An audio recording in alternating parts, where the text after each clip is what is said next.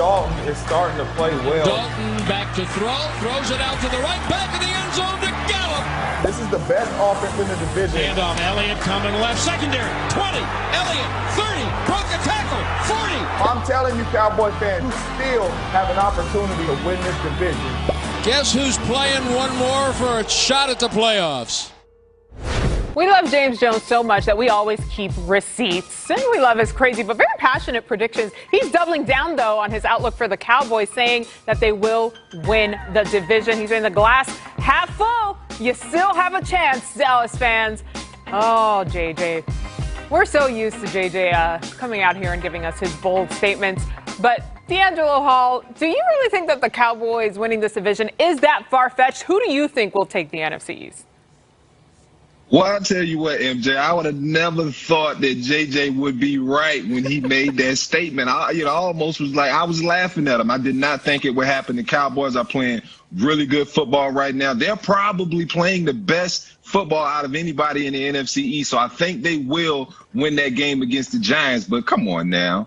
I'm a Washington football player, so I got to go with my Washington football team. I think they have the best opportunity. When you think about what they can do, all they have to do is win. They don't have to worry about anybody else. And it's this offense, right?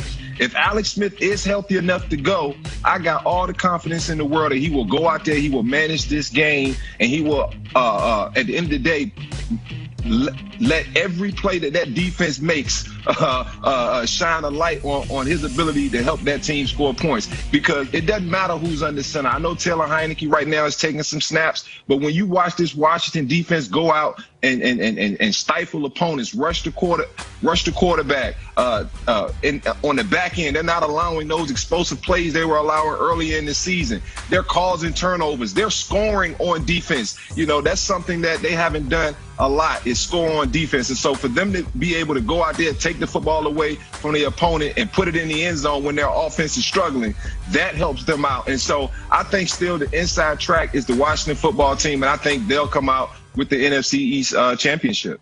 D'Angelo, I just want you to picture for one moment if James Jones gets this prediction correct. The spectacle it will be here if James Jones is right. I sort of want to see it. And he's also not wrong that there is actually still a very good chance there. All right, D'Angelo, thanks. Jingle bell, AK, take it all the way. Hey!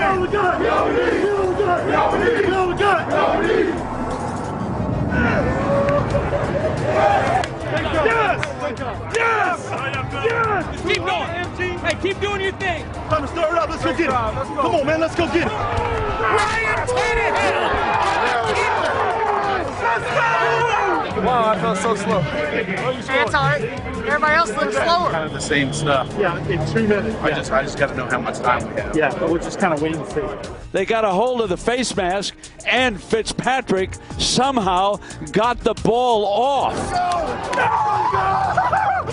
Guess who's playing one more for a shot at the playoffs? Time now for Kurt Warner's Top 3. Kurt, it's the final week of the regular season. I know for you it's just one big blur until we get to the Super Bowl. But listen, to round out the year, a crazy one at that, what are your top 3 quarterback storylines for Week 17? MJ, this is awesome. I mean, by my calculations, we basically have 13 of 16 games that have playoff implications. So I could go anywhere with my top storylines. But number 3, we're going to go with a guy that hasn't even thrown an NFL pass yet in John Wolford. We're looking at him in the AAF right here in a must-win game for the Rams against the Cardinals, who are in a must-win situation. You've got a guy under center that has never thrown an NFL pass. This is going to be awesome to watch. Can't wait to see how that plays out. Number 2 on my list is another team that's in a must-win situation, and that's the Miami Dolphins. And we saw the chaos that ensued last week in a must-win game that Tua starts, and then Fitz comes in, and the Fitz magic in full force last week. Well, now we're going back to Tua against a really hot Buffalo team in a game that we must win. How is this going to play out? Are we going to see another Fitz magic sighting late in this game and maybe rally him against his old team?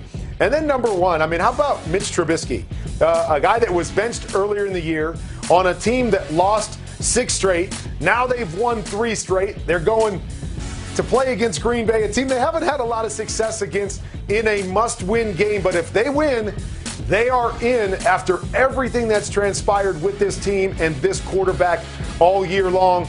That is going to be a fun scenario that's going to play out on Sunday. Kurt, you had plenty to choose from, and as always, killed it with the top three there. And like a true QB, you've set me up for success here because that Packers-Bears game is one I have a close eye on this weekend. And for more on that matchup, here's PFF's George Chahrouri. An NFC North battle with major playoff implications. As if the Aaron Rodgers revenge tour could finish the regular season in any other way. The Bears find themselves needing to defeat PFF's highest graded player to punch their ticket to the playoffs, which is going to be no small task. That said, the Bears are in a much better spot than they were only a month ago. After a Week 13 loss to the Lions, the Bears sat at just 8% to make the playoffs.